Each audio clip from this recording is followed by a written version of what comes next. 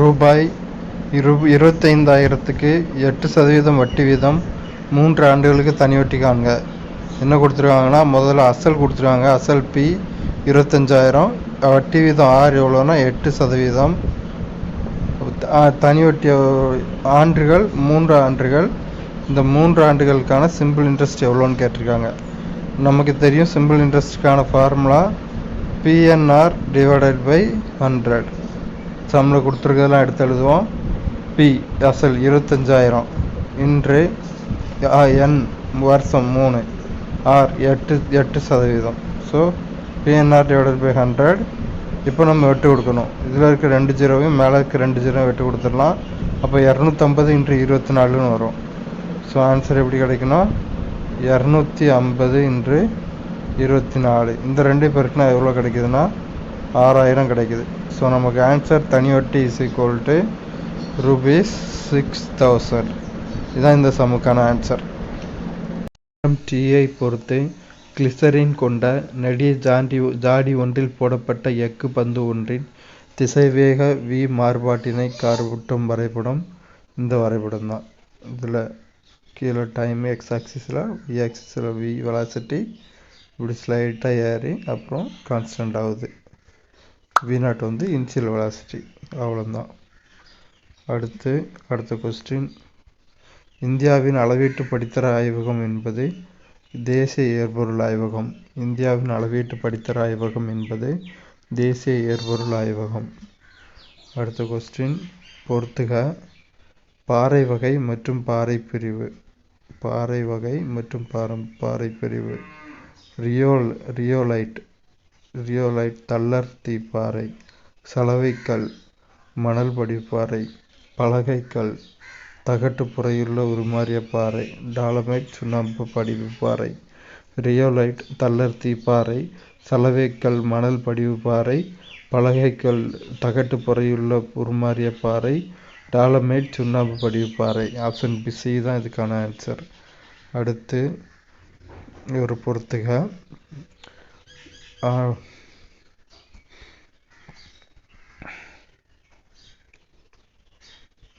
Dutch கிழக்கிந்திய company 1602. Dutch கிழக்கிந்திய company 1602. ஆங்கில கிழக்கிந்திய கம்பெனி 1600. பிரெஞ்சு கிழக்கிந்திய கம்பெனி 1664. போர்த்துகீசியர்கள் கோவாவை கைப்பற்றிய ஆண்டு 1510. டச்சு கிழக்கிந்திய கம்பெனி 1602. ஆங்கில கிழக்கிந்திய கம்பெனி 1600. பிரெஞ்சு கிழக்கிந்திய கம்பெனி 1664. போர்ச்சுகீசியர்கள் கோவாவை கைப்பற்றிய ஆண்டு 1510.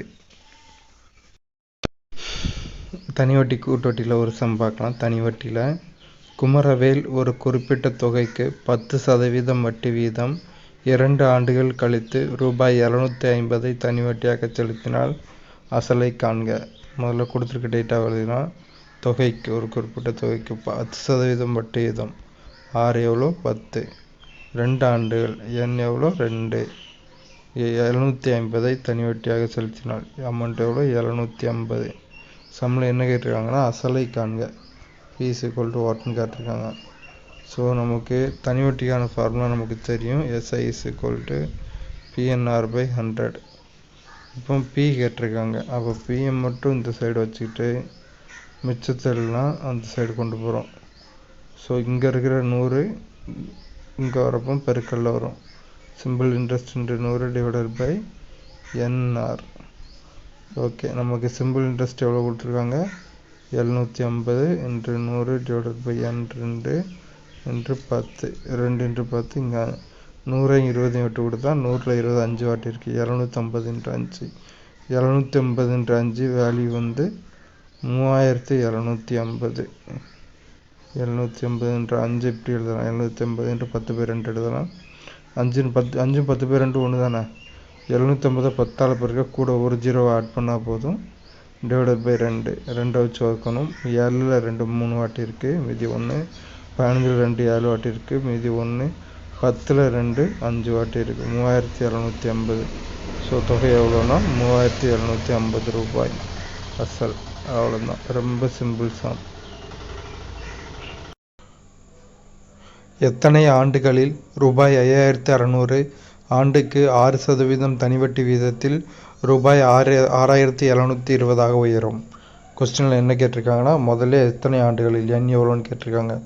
ரூபாய் 5600, அசல் பி எவ்வளோனா 5600, வட்டி வீதம் எவ்வளோனா எவ்வளோனா 6%, ரூபாய் 6720. மொத்த தொகை எவ்வளோ கொடுத்துருக்காங்கன்னா 6720. அப்போது நம்ம மொத்த தொகையும் அசலும் கொடுத்துருக்காங்க, வட்டி கொடுக்கல. தனி வட்டி SI = A - P = 6720 minus 5600. Minus பண்ணால் நமக்கு என்ன கிடைக்குதுன்னா, தனி வட்டி எவ்வளோ கிடைக்குதுன்னா 1120 ரூபா கிடைக்குது.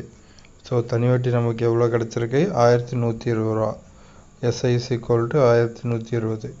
நமக்கு SIக்கான ஃபார்முலா தெரியும், PNR/100. கொஸ்டினில் என்ன கேட்டிருக்காங்கன்னா, n தெரியாது, n எவ்வளோன்னு கேட்டிருக்காங்க.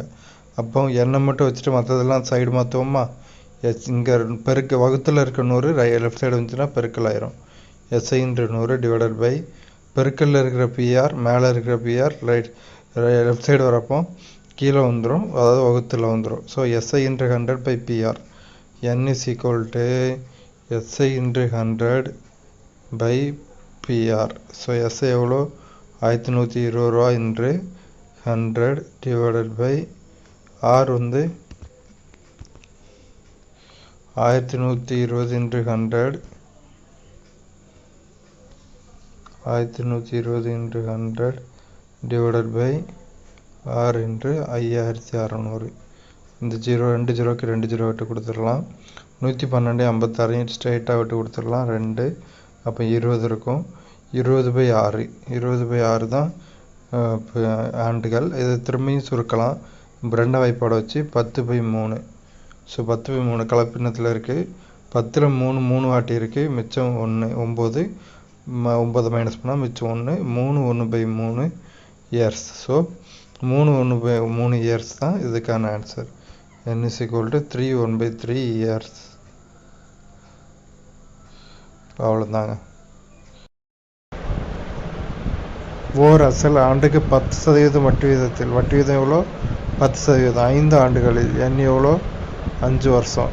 10,050 அப்போ மொத்த தொகை A = 10,050 மாறி இருக்கு. அசல் P எவ்வளோன்னு கேட்குறாங்க. நமக்கு தெரியும், சிம்பிள் இன்ட்ரெஸ்ட்டுக்கான formula, simple interest = PNR/100. Landscape mode மாறிக்கோங்க, ஈஸியாக இருக்கும். So PNR/100. ஏக்கு மொத்த தொகை A = P + SI, அசல் ப்ளஸ் தனி வட்டி.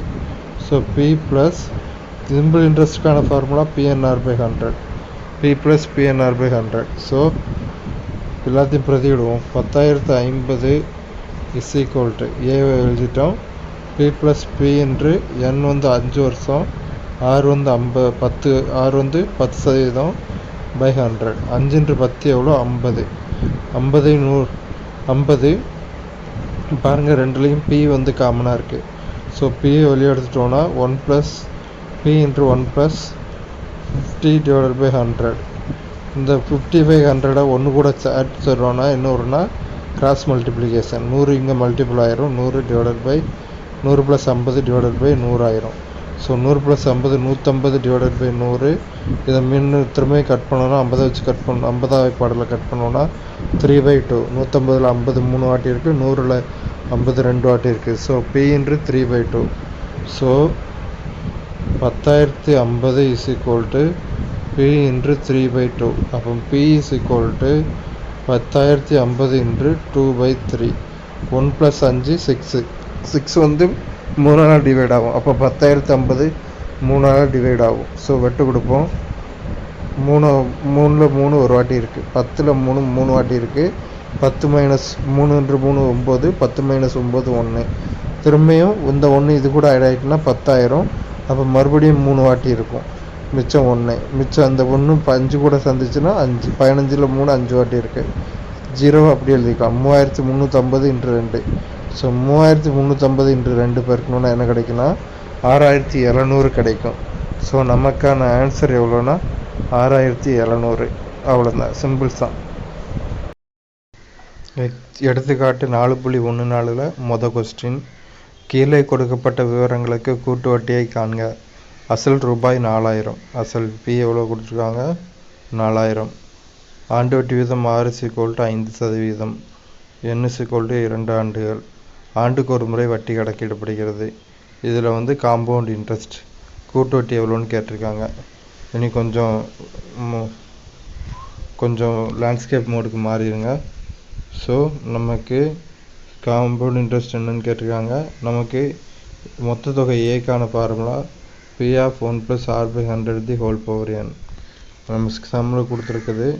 P 4000 என்று 1 + R 5%.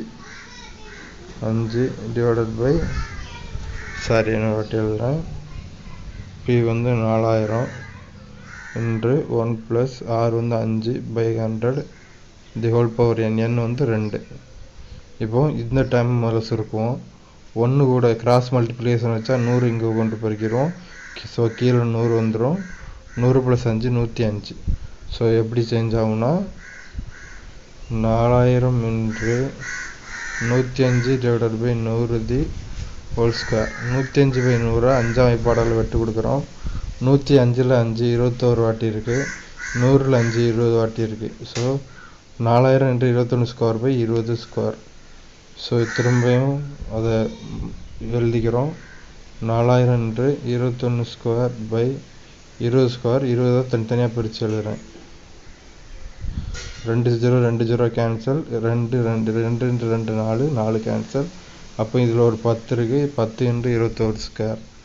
அப்போ 21² × 10. நமக்கு தெரியும் 21²க்கான வேல்யூ 441. 441 பெருக்கணும். So 441 × 10 =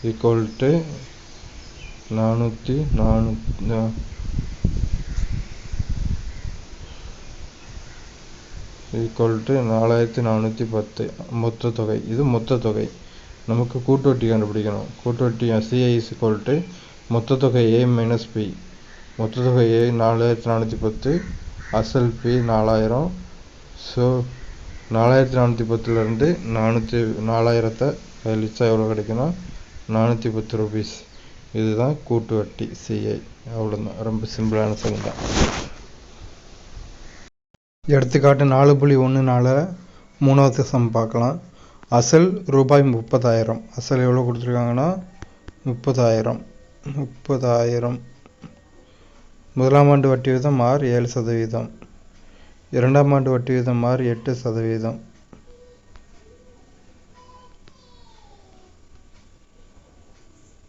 R2 8%. ஆண்டுக்கு ஒரு முறை வட்டி கணக்கிடப்படுகிறது.